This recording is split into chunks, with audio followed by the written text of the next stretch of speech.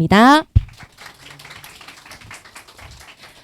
네, 오늘 바쁘신 와중에도 그리고 오늘 오전에 또 태풍이 오는 와중에도 또 이렇게 많은 관심을 가지고 이렇게 참석해 주신 많은 학생 여러분들과 내빈 여러분들께 진심으로 감사의 말씀드립니다. 오늘 울산대학교, 울산과학대학교, 또 춘해보건대학교, 유니스트 대학 학생 여러분들과 많은 내빈분들 함께 참여해 주고 계시는데요.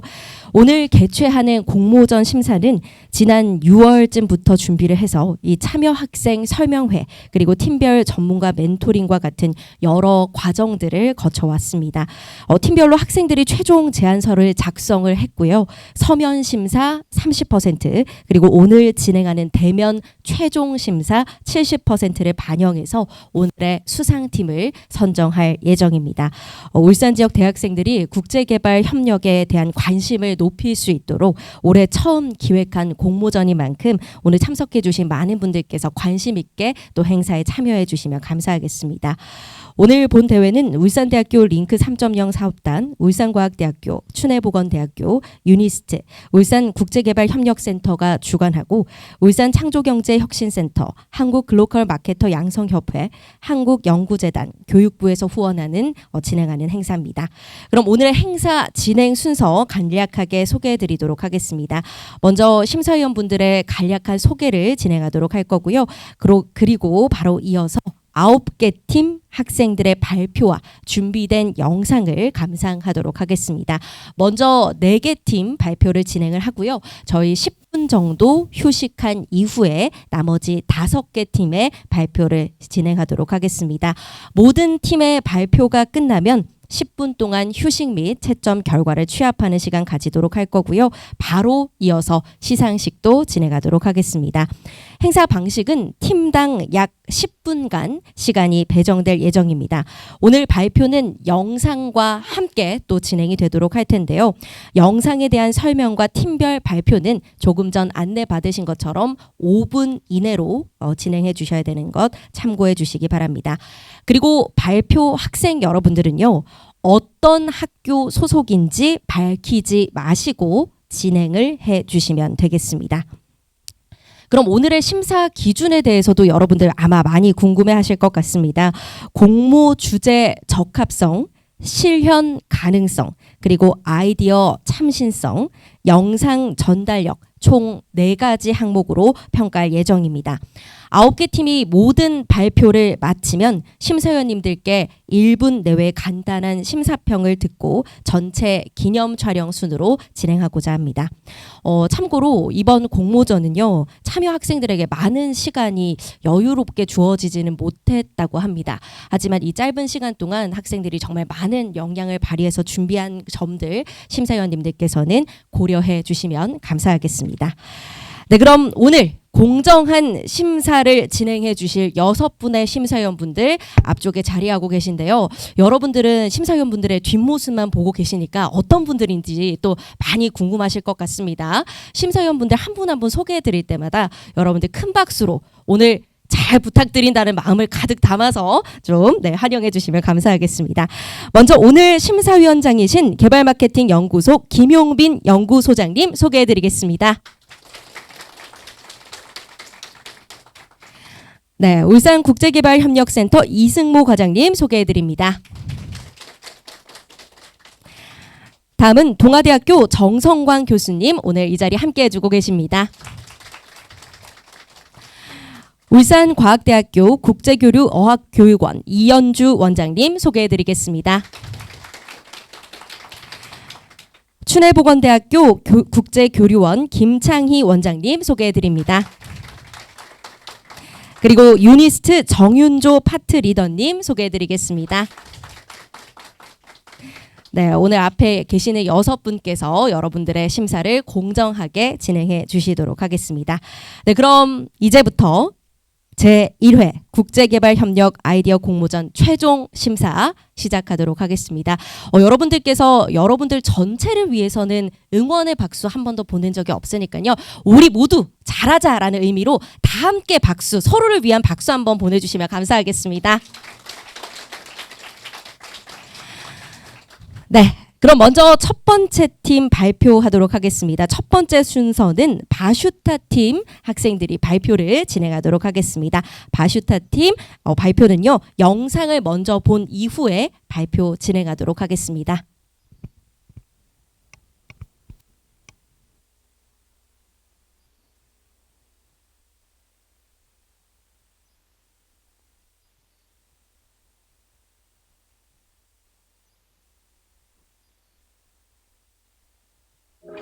학부모들이 사실 또 그 한국의 학부모들이 굉장히 그 자녀 교육에 열의가 있고, 사실 그 자녀 교육 열의를 그렇게 많이 보이는 큰 이유는 이제 자녀들이 그 21세기가 요구하는 인재로 성장하기를 바라기 때문에 그런 거기 때문에. Teachers are extremely committed in Singapore. The teachers I speak with really want the best for their kids. There's a deep sense of pride, there's a deep sense of commitment, and so education seen as a means to build a nation. I think one of the most important political issues in Finland is that we want to have the system where all the pupils and all the people have the equal opportunities and education, and it doesn't matter where you are living, or are you rich or poor, or are you girl or boy. We want to give equal opportunities for everyone. I would think that we take education very seriously because During we're really a very 1980s, small we began to decentralize very small power. country with no national Especially during the resources. 1990s, Therefore, education to decentralized us They have masters degree in our educational system. The basic education is very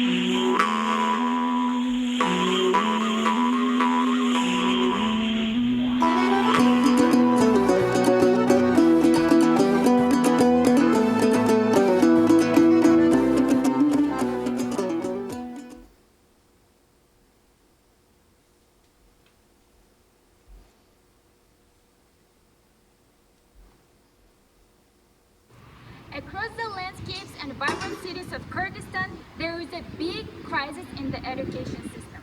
In the small cities and regions, the lack of qualified teachers is negatively impacting aspirations of countless students. The big gap between different areas of Kyrgyzstan in terms of teachers' salary or work opportunities is creating uneven distribution of quality education. Көрсөтмө курал көрсөтө албай атабыз. Даже окуучу эмес өзүбүздүн партабыз коюлганга место жок, мына монтип окуучунун партасына отуруп атабыз. Эми ыңгай жок, эшикти ачсак, эшиктен эртең менен кийин суук кирет экен. Жаап койсок ысып окуучуларга дем жетишпей баштары айланып атат кээ бир окуучулардын.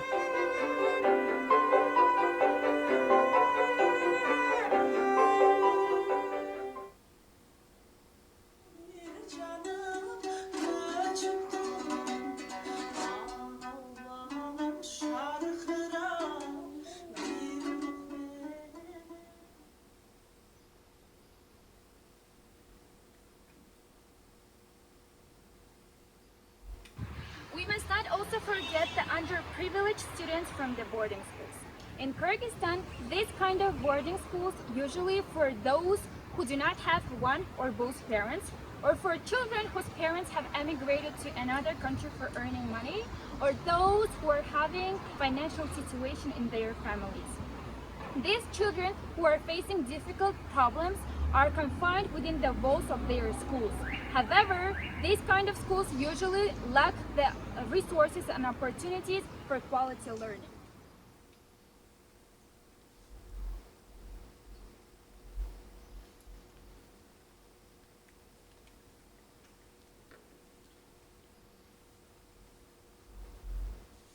방글라데시에 체류 중인 무인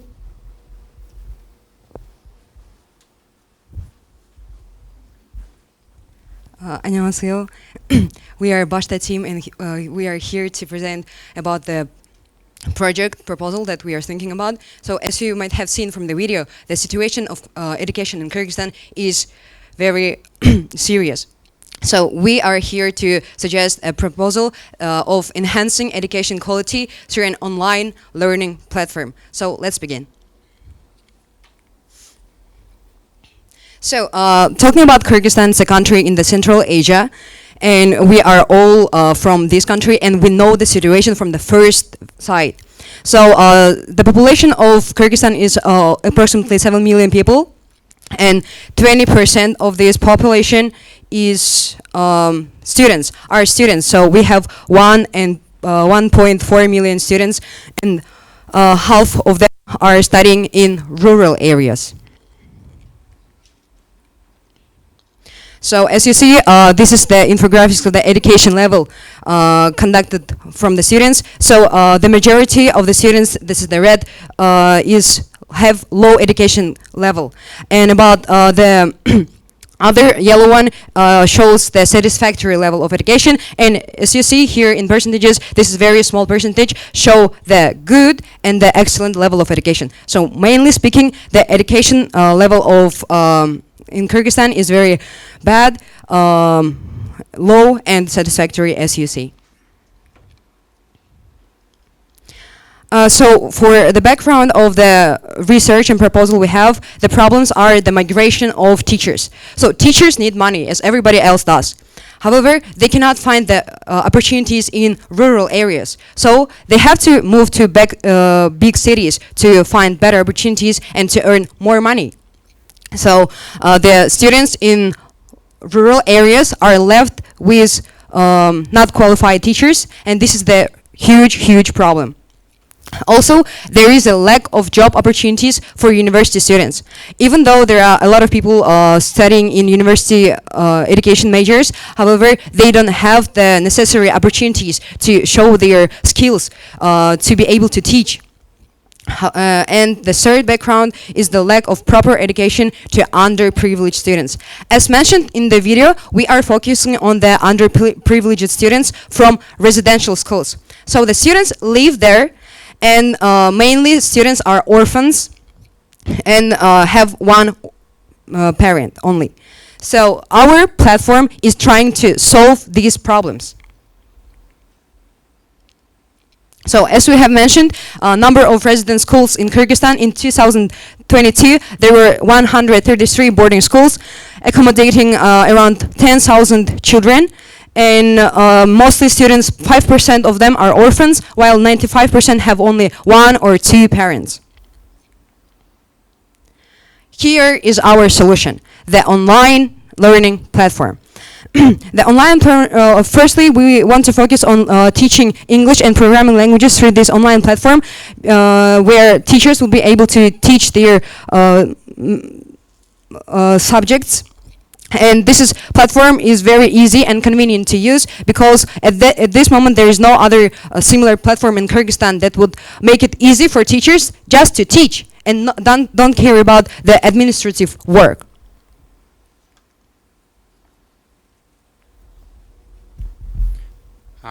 So we have 4 objectives with our project. The first one is expanding access to quality education. So since my friend already mentioned that we have a problem with teachers migrating to another place, so this will solve the problem with geographical location, because students could learn despite of their location whenever and wherever they are.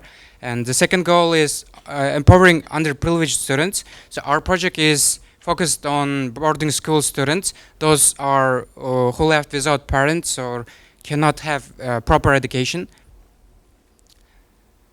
And the third one is cross-subsidized education. So it means that we'll implement a financial model where revenue generated from fee-paying students on the platform will be utilized to fund the education of students from boarding schools. It means that we will have online learning platform just for everyone, and for boarding school with 2 different parts, so that online platform who support education of boarding school will get fund from other students, and this way this model will ensure the long-term sustainability of the project and enable us to provide free education to those who really need it. And the last objective is to recruit highly qualified teachers.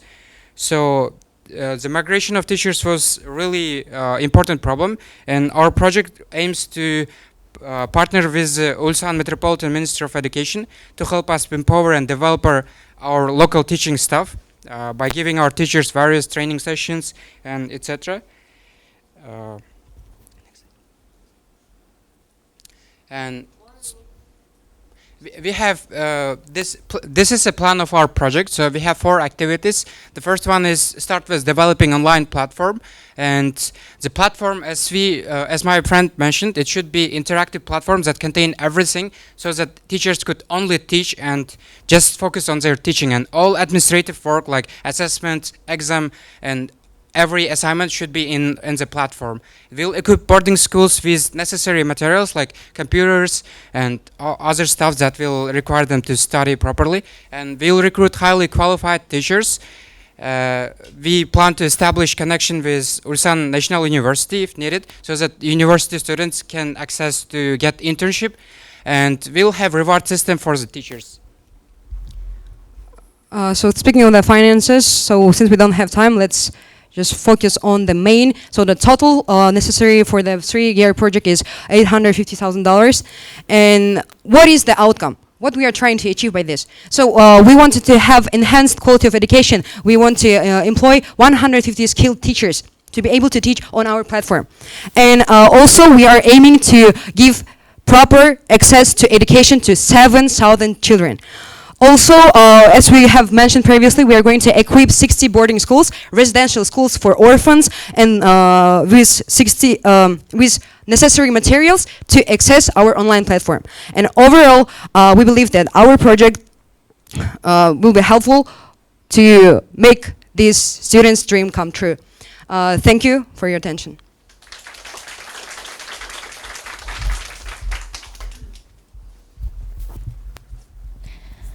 네, 첫 번째 팀 바슈타 팀의 발표 잘 들었습니다. 바슈타 팀의 영상과 또 발표를 함께 들었는데요. 다시 한번 박수 보내주시면 감사하겠습니다.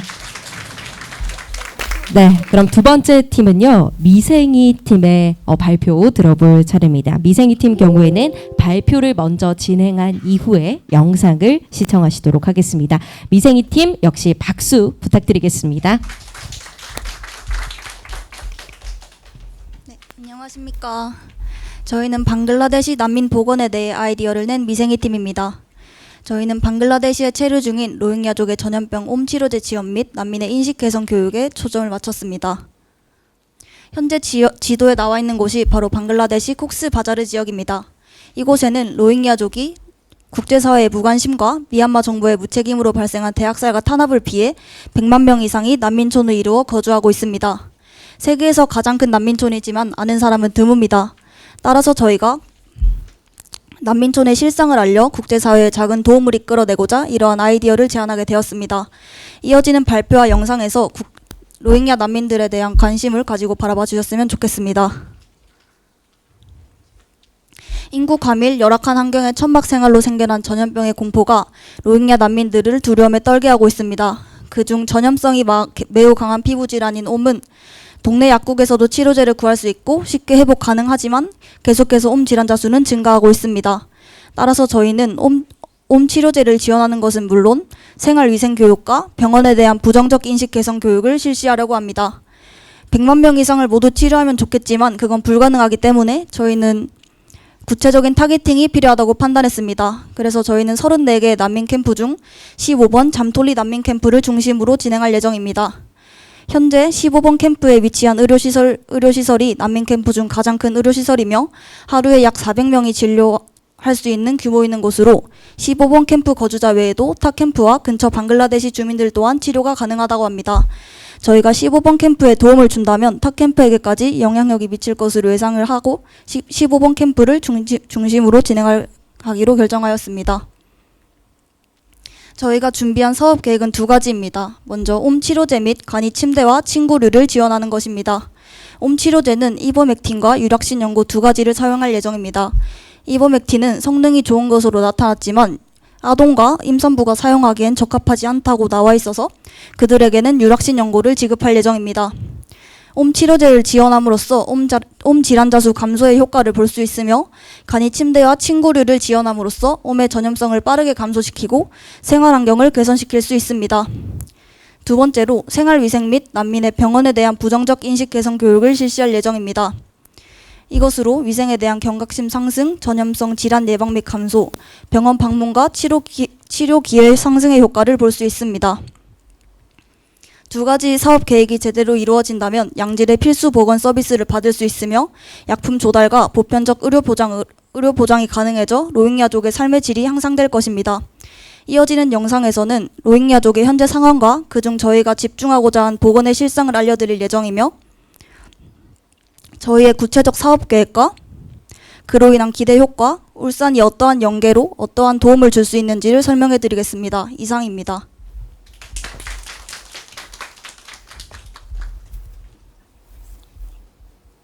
방글라데시에 체류 중인 로힝야족의 전염병 옴 치료제 지원 및 난민의 인식 개선 교육 프로젝트 설명 영상을 시작하겠습니다. 미얀마에서 거주하던 로힝야족은 2017년에 일어난 대학살을 계기로 방글라데시의 콕스바자르로 이주하게 되었습니다. 로힝야가 방글라데시로 이주할 수밖에 없었던 이유는 무엇일까요?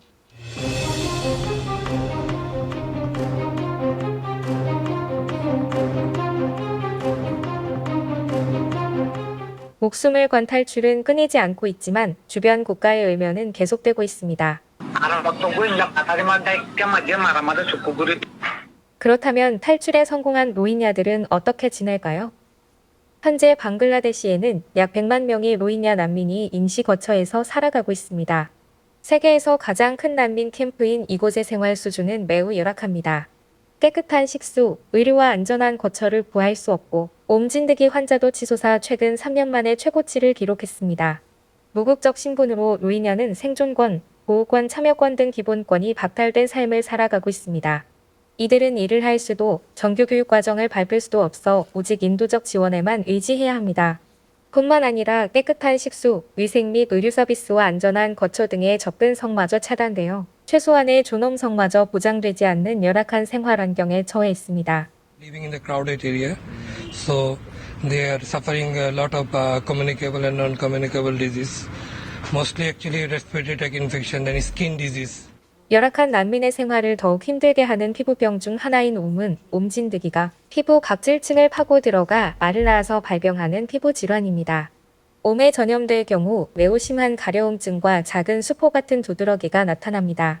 옴 환자가 급증하는 원인은 좁은 공간에서 함께 생활하고 옷과 침구 세탁이나 샤워를 위한 깨끗한 물이 제공되지 않는 열악한 환경입니다.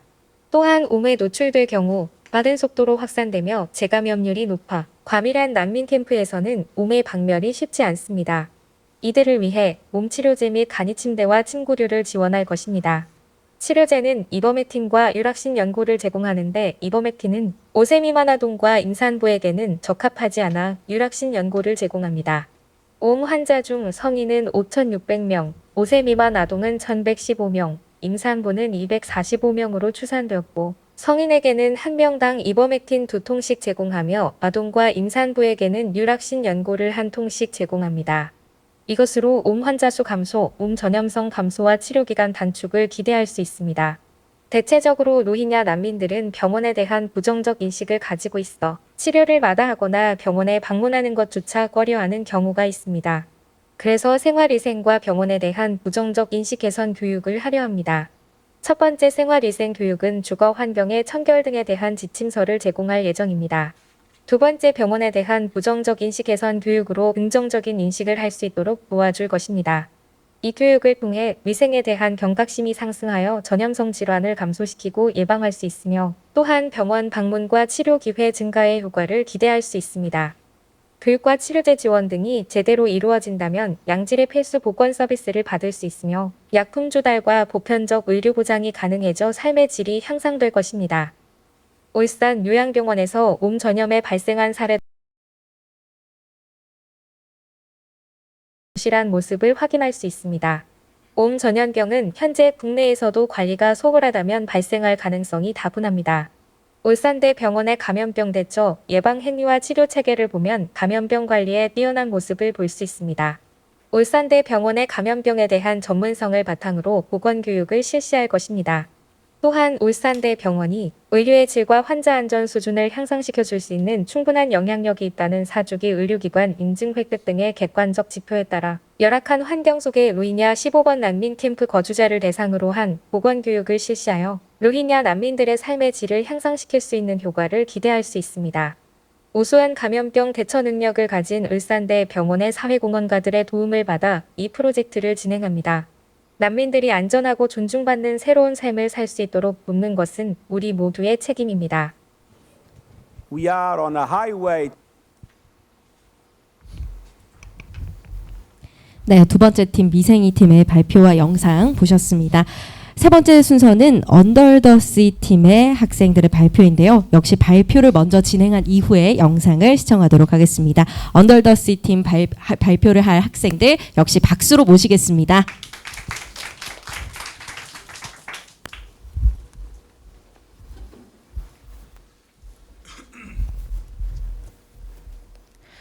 언더더시 팀 발표 시작하도록 하겠습니다. 저희는 필리핀 디나가트 섬을 타겟팅을 하여 사업을 제안하고자 합니다. 여러분 오늘 오실 때 다들 괜찮으셨나요? 현재 울산에는 126km의 시속으로 태풍이 불곤 했는데요. 오전 내내 보셔서 아시겠지만 굉장히 많은 피해와 큰 규모의 영향을 미치고 있습니다. 여기서 말하는 필리핀 디나가트 섬은 이에 2배인 256km의 시속의 태풍을 직격탄으로 입은 지역 중 하나입니다. 해당 지역은 굉장히 많은 피해가 빈번하게 발생하는 지역인데요. 따라 저희는 이를 해결하고자 필리핀 디나가트 섬 폭풍 해일 피해 예방을 위한 맹그로브 숲 조성 사업이라는 제목으로 발표를 시작하고자 합니다.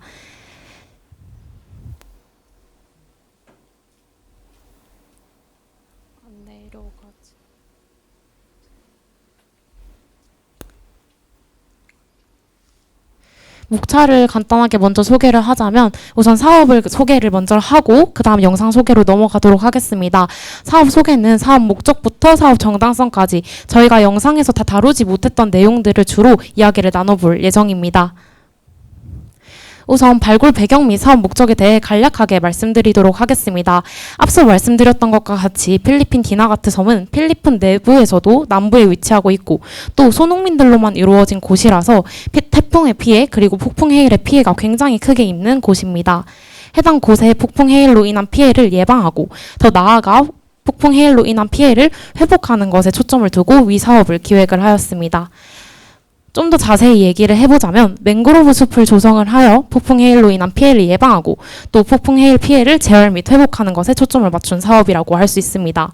구체적으로 파손 가옥수를 기존 95%에서 20%가량으로 감소시키는 것을 목표로 두고 있고 그리고 피해 주민 수를 기존 12만 1,800명에서 3만 450명으로 감소하는 것을 목표로 두고 있습니다.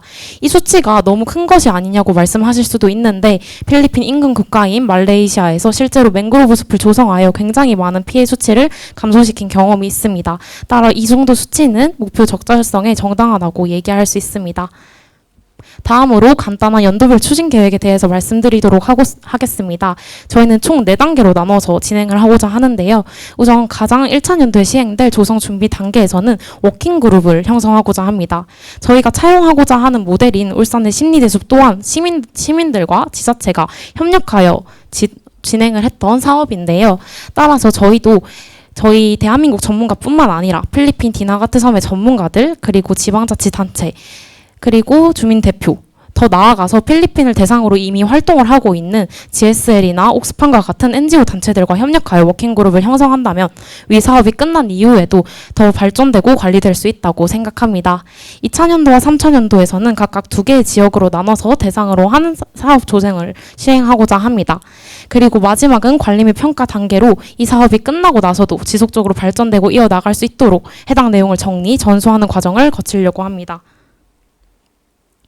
사업 정당성은 다음과 같습니다. 하지만 이러한 사업 정당성의 내용은 영상에서도 보다 자세하게 다뤘으니 영상을 통해서 전달드리도록 하겠습니다.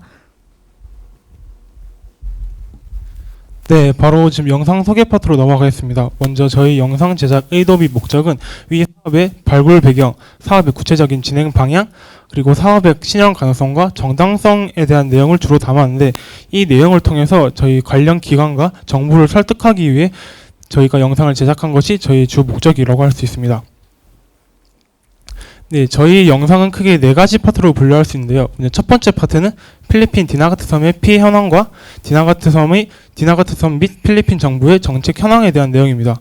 필리핀 디나가트 섬의 폭풍해일 피해는 엄청난데요. 좀 그러한 피해 현황을 좀 글로 적는 것보다 영상으로 좀 직관적으로 나타내면은 좀 더 보는데 이해하시기 쉬울 것 같아서 영상을 주로 담았고요. 두 번째 내용은 위 사업의 모델인 울산광역시 심리대수비 조성된 계기와 과정에 대한 내용입니다. 먼저 저희가 직접 울산광역시 심리대수비에 찾아가서 영상을 촬영하였는데요. 실제로 찾아가 보니까 되게 지금 폭풍 해일의 피해를 찾아볼 수도 없을 정도로 굉장히 아름다운 생태시설로 자리 잡았는데 어떻게 이러한 아름다운 생태시설로 자리 잡을 수 있었는지에 대한 내용을 주로 담았습니다. 세 번째는 맹그로브 나무를 활용한 위 사업의 구체적인 시행 내용에 대한 것인데요. 저희 사업의 주된 소재가 맹그로브 나무이기 때문에 이 맹그로브 나무의 어떤 점이 이 필리핀 디나가트 섬의 폭풍해일 피해 예방에 이바지했는지에 대한 내용을 담았습니다. 마지막으로 위 사업의 실현 가능성과 사업 정당성에 대한 내용인데요. 저희는 영상의 주된 목적이 정부와 기관을 설득하는 것이기 때문에 이 내용에 좀 초점을 담아서 어떻게 저희가 맹그로브 나무를 활용하여 위 사업을 진행하였는지에 대한 내용을 담았습니다. 그럼 이제 필리핀 디나가트 섬 폭풍해일 피해 예방을 위한 맹그로브 숲 조성 사업에 대한 영상을 시청하시겠습니다. To climate hell with our foot still on the accelerator. 전 지구에서 남반구에 위치한 필리핀. 그 중에서도 남부에 위치한 디나가트 섬은 매년 큰 규모의 자연재해로 수많은 피해를 입는 곳입니다. 특히 이 섬은 농업, 어업 등의 1차 산업만을 통해 경제활동을 이어가나가는 소농민들이 거주하고 있는 곳인데요. 지리적 특성상 태풍의 피해를 직격탄으로 맞는 지역 중 하나이며 소농민들로만 구성된 지역이다 보니 그 규모와 영향 정도가 필리핀 자국 내에서도 가장 큰 편이라고 합니다. 실제로 2021년도 시속 259km의 초대형 태풍 라이가 필리핀 디나가트 섬에 처음 상륙을 하였고 이로 인해 엄청난 크기의 폭풍해일이 발생하게 되었습니다. 이 같은 자연재해가 발생하자 디나가트 섬의 95%, 숫자로는 약 3만 채의 가옥들이 완전히 파손되거나 흔적을 찾아볼 수도 없이 날아가 버렸다고 합니다. 이 피해 수치를 디나가트 섬 인구수로 환산해 본다면 무려 12만 1,800명이 피해를 입었다고 할 수 있습니다. 심지어 10명의 사망자를 낳기도 했죠. 뿐만 아니라 약 227개의 도시와 마을에서 전기가 끊겨 일상생활에 지장이 생겼으며 당연하게도 그들의 유일한 생계수단인 농업과 어업이 유지가 불가능했습니다. 필리핀 정부와 디나가트 자치구는 이러한 피해 회복을 위해 수십억 원의 자본을 투자하고 조기 경보, 행동 강령 교육 등의 노력을 쏟았지만 2022년 태풍 제2호 매기에 의해 또다시 수많은 피해를 입게 됩니다.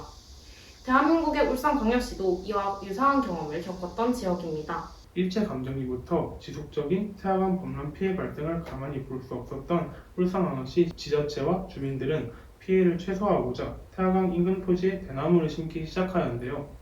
이러한 주민들이 노력 덕분에 태화강 범람 피해를 예방할 수 있었고 이와 동시에 시대에 발맞춘 발전을 통해 현재의 심리대숲과 같은 생태시설로 확대할 수 있었습니다. 태화강 심리대숲 구축 이후 태풍 혹은 태화강 범람 횟수는 2010년부터 현재까지 단 4번에 그치는 결과를 얻을 수 있었습니다. 인도네시아 찔레본 지역에서 울산의 생태도시 경험을 도입하는 등 다양한 국가에서 울산의 생태도시, 즉 에코플리스 사업을 벤치마킹하고 있는데요. 저희는 이러한 모델로서 활용할 수 있다고 생각하였습니다. 따라 저희가 해일 피해 예방을 위한 맹그로브 숲 조성 사업입니다. 주민들과 함께 조성한 생태시설, 자연의 재생력과 관광산업을 활용하여 본 사업을 진행하고자 계획하였습니다. 하지만 한 가지, 심리대밭의 대나무는 열대우림 지역, 강이 아닌 해안까지 맹그로브 나무를 활용하고자 합니다. 맹그로브 나무는 태풍 및 폭풍해일의 에너지를 흡수하여 피해 예방에 아주 특화되어 있는 맹그로브 숲을 조성하여 폭풍해일의 피해를 막은 사례가 있기도 합니다. 더 나아가 해양 환경을 재정비하여 활성화할 수 있는 좋은 수단이 되기도 하며 맹그로브 보트 투어와 같이 관광 산업으로서 활용할 수 있는 이점을 지닌 나무 맹그로브 숲이 조성되어 있어 모묵을 이식하기에도 적합한 환경이라 할 수 있습니다. 다만 이는 폭풍의 일에 본 사업에서는 기존 조성 지역인 바실리사시, 디나가트시, 로레토시 숲을 500헥타르로 확장하고 바와 같이 해당 사업을 추진하기 위한 필리핀의 제도나 사회적 분위기에 여건이 충분히 마련되어 있을 뿐더러 이미 필리핀 단체와 협력하여 워킹그룹을 형성한다면 사업의 성공 가능성이 매우 증가하기에 사업 정당성 측면에서도 타당하다고 1961년 무역협정을 시작으로 7여 가지의 협약을 맺어온 협력국가입니다. 현재 필리핀은 대한민국의 국가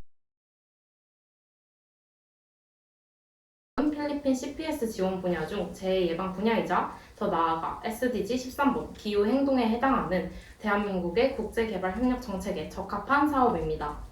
필리핀 디나 이미지 구축, 자연의 재생 능력을 이용한 기후위기의 극복에 앞장서는 국가 이미지 구축, 또 다른 지역, 국가들 국제개발 협력의 또 다른 시작이 되기를 진심으로 바랍니다.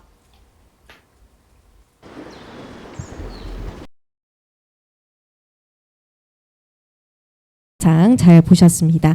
그럼 이어서 세 번째 팀 ODSA 팀의 발표 보도록 하겠습니다. 이번 ODSA 팀은요, 영상을 먼저 보고 먼저 시청하시겠습니다.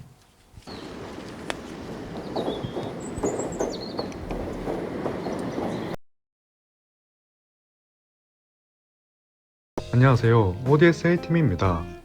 혹시 여러분들은 스리랑카에 대해서 잘 아시나요? 인도양의 숨은 진주라고도 인도 바로 아래 위치하고 있습니다. 이곳은 조용하면서도 아름다운 자연 경관을 뽐내고 있습니다. 년에 종식되어 내전의 아픔을 딛고 나날이 경제 성장을 이어가고 있었습니다. 하지만 지난 3에서 4년 사이 등으로 인해 경제가 바닥까지 추락하여 2022년 4월 12일 디폴트를 선언하게 됩니다. 경비가 부족하여 국민의 생명과 건강까지 위협받고 있습니다. 응급의료 서비스 또한 구급차, 응급처치 를 받지 못해 사망하는 국민들이 늘어나고 있습니다. 연세대 원주의과대학 응급의학 교실에서 조사한 논문과 스리랑카 보건부 통계에 따르면 스리랑카는 지난 반세기 동안 심혈관 질환 사망률이 3%에서 24%로 증가되었으며 병원 밖 사망률 60%가 심장질환인 것으로 조사되었습니다. 또한 스리랑카는 자연재해가 자주 일어나고 매우 취약한 국가 중 하나입니다. 이런 상황들 속에서 스리랑카의 병원전 응급의료 서비스는 더욱 강화될 필요성이 있습니다. 저희 팀은 스리랑카의 열악한 병원전 응급의료 서비스에 대한 대책을 마련하기 위하여 대한민국 울산광역시의 응급의료 정책을 조사하였습니다. 스리랑카와 울산의 의료 인프라 및 응급의료 서비스 부족 현상은 매우 닮아 있었습니다. 울산은 광역시임에도 불구하고 대학병원 및 권역응급의료센터가 한 곳이며 응급 중증 환자들의 쏠림 현상이 심각하여 일명 응급실 뺑뺑이라 불리는 상황이 적지 않은 것으로 조사됩니다. 울산은 산업도시인 만큼 응급의료 서비스는 매우 중요한 요소입니다. 울산은 이러한 문제점들을 해결하기 위해 다양한 응급의료 정책을 강구 중입니다. 울산에서 문제점을 해결하기 위해 제시하고 성공한 사례들을 스리랑카에 접목시켜 스리랑카에 고품질 병원전 응급의료 서비스를 제공하고자 사업을 기획하였습니다. 병원전 응급의료 서비스가 활성화되지 않은 산간 중부지방인 마탈레 지구를 중심으로 시범사업을 진행하여 스리랑카 마탈레 지역의 병원전 응급의료 서비스 개선 및 역량 강화를 통해 응급처치 시행률 증가 및 사망률 감소를 이루는 것이 목표입니다. 사업 내용은 다음과 같습니다. 1. 니즈 파악 2. 효과적인 병원전 응급처치 교육 및 대응 프로토콜 시스템 구축, 교육 프로그램 구현 3. 캠페인 및 워크숍 등 행사를 통하여 마탈레 지역 또는 스리랑카 지역사회에 참여 4. 응급사고 대응 및 처치 역량 강화. 5. 모니터링 및 평가 프레임 워크 구축. 6. 한국 초청 및 견학 체험. 이상으로 ODSA 팀이었습니다.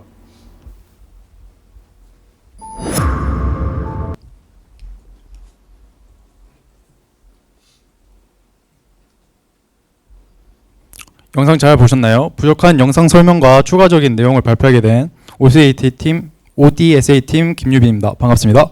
본격적으로 오늘의 프레젠테이션 발표하도록 하겠습니다. 저희 ODSA 팀의 사업명은 스리랑카 마탈레 지역의 병원전 응급의료 서비스 역량 강화 사업입니다. 우선 마탈레라는 지역이 어디인지 무엇이 있는지 설명해 드리도록 하겠습니다. 마탈레는 스리랑카 중심부에 위치해 있는데요. 보시면 마탈레는 오래전부터 자연과 함께 마을이 발전했습니다. 산맥에 마을이 형성되어 있으며 주민들은 주로 농사나 모축을 하며 살아가고 있습니다. 하지만 여기서 문제점이 하나 있습니다. 바로 마을에 병원이 하나밖에 없습니다. 혹시 찾으셨나요? 이 병원을 기준으로 주변 병원을 검색하며 다른 병원을 갈 수 있습니다. 또 아까 보시면 산맥 지형이라 교통이나 인도가 처럼 119를 부르는 것이 아닌 직접 병원을 찾아가 진단 및 치료를 받아야 하는 의료 시스템입니다. 그렇다면 여기는 119가 없느냐? 1990이라는 의료 시스템이 있습니다. 하지만 이것 타라, 캔디는 큰 도시나 여행지에서만 발달되어 있고 이러한 산간 지역은 발달되어 있기는커녕 지원조차 받지 못하고 있습니다. 네, 그 이유는 EMT 즉 스리랑카의 구급대원들은 스리랑카의 자체적인 구급 교육기관이 없어서 구급대원으로 활동하기 위한 레벨 3, 레벨 4 자격증을 취득하려면 인도까지 가야 딸 수 있는 기회가 주어지게 과정뿐만 어려울 뿐 아니라 기회조차 흔치 않게 인원이 적습니다. 한국 기준 EMT 수준은 레벨 예시입니다. 레벨 1, 기본 BLS 일반인 심폐소생술을 시행할 수 있는 수준에 레벨 2, 대한민국의 2급 응급구조사 수준에 레벨 3, 4, 대한민국의 1급 응급구조사 혹은 국제적인 파라메딕의 수준입니다. 사실 저희는 고민했습니다. 검색을 하며 관련 자료를 찾고 멘토링을 거칠 때마다 이 나라를 알아갈수록 이 나라에 필요한 걸 정말 이것이 맞는가? 우리 지식으로 무엇을 제시할 수 있는가를 계속 생각했습니다. 지속가능 발전 목표 SDG 3번에 따르면 모든 영역층의 건강 보장과 복지 증진, 또한 세부 목표로는 심혈관 질환과 만성 질환으로 사망하는 사람 수의 감소와 치료, 보건 서비스의 보편적인 접근과 모두를 위한 치료 보장, 이것을 보고 보건의료에 공부하고 있는 저희들은 생각했습니다. 저희가 학교에 입학하여 심폐소생술 등 응급처치법을 배운 것처럼 이 나라 이 지역 시민들에게도 이것을 가르칠 수만 있다면 생존율이 올라가지 않을까 하고 말입니다. 대한민국의 2010년 일반인 심폐소생술 평균 시행률은 약 3.4%였습니다. 하지만 대한민국의 꾸준한 교육과 홍보로 2019년 평균 26.2%, 현재는 31%라는 시행률을 보여주고 있습니다. 미국과 유럽의 시행률 40%에 비하며 적은 수치지만 이 시행률은 곧 소생률과 연관되며 소생률 또한 평균 7.7% 상승했습니다. 이것을 스리랑카에 도입할 수만 있다면 좋지 않을까 저희는 생각했습니다. 연도별 추진 계획입니다. 1차년도 1번 마탈레 지역의 일반인들 교육 수준 및 인프라 수준 상태의 점검 후 캠페인이나 워크숍 형태의 행사를 개최하여 일반인들에게 응급처치와 심폐소생술 등 체험시켜주는 과정, 간단한 건강검진 및 필요 생필품의 지원, 추후 활동하는 심폐소생술 응급처치 영은수 교육 과정을 홍보. 2번 심폐소생술 응급처치 교육 과정을 홍보한 후 일반인과 학생, 관련 공무원들을 그룹으로 묶어서 교육 진행 후 시험을 통해 합격 시 이수증과 함께 소정의 선물을 제공. 2000년도 1번 마탈레 지역의 의료인, 응급구조사 혹은 공무원들을 선별하여 대한민국으로 초청 후 대한민국의 응급의료체계와 교육 과정을 체험, 견학할 수 있도록 하며 한국형 응급의료체계 연수 진행. 2번 1번 과정을 완료한 후 기존 스리랑카의 응급의료 체계와 병원전 응급의료 서비스의 문제점들을 함께 논의하여 수정 및 보완할 수 있게끔 스리랑카의 응급처치 및 의료 전문가를 파견. 3번 심화 교육 과정과 훈련 등을 통해 스리랑카 EMT 라이선스 취득을 진행. 4번 마텔라 지역의 보건소 구급대원 인력 구축 및 마을 주민들에게 도움을 줄 수 있도록 기업기관과 연계입니다. 이 사업의 산출물과 성과, 활동의 수혜자들입니다. 어떤 분들이 이렇게 생각하실 겁니다. 이 나라 혹은 다른 나라에서는 당장 먹을 것이 없고 마실 물이 부족하여 사람이 죽어나가는데 당장 응급처치법을 가르치는 게 의미가 있을까 하고 할 수도 있으실 겁니다. 저희는 이렇게 생각했습니다. 이 모든 것들이 충분하다면 국제개발 협력을 하기 위해서 또 각 나라들의 지속가능한 발전을 하기 위해서라면 사람의 생명이 가장 중요하다고 생각했습니다. 사람이 있어야 경제성장, 사회안정, 환경보존을 합친 지속가능한 발전을 이어나갈 수 있다고 생각합니다. 이상으로 발표를 마치겠습니다. 감사합니다. 네, 네 번째 팀인 ODSA팀의 영상과 발표 잘 보셨습니다. 저희 이제 잠시 휴식을 취하도록 할 텐데요. 저희 휴대전화 시계로 3시까지 잠깐 휴식을 취하고 다음 발표를 이어서 진행하도록 하겠습니다. 3시까지 휴식 취하고 진행하도록 하겠습니다.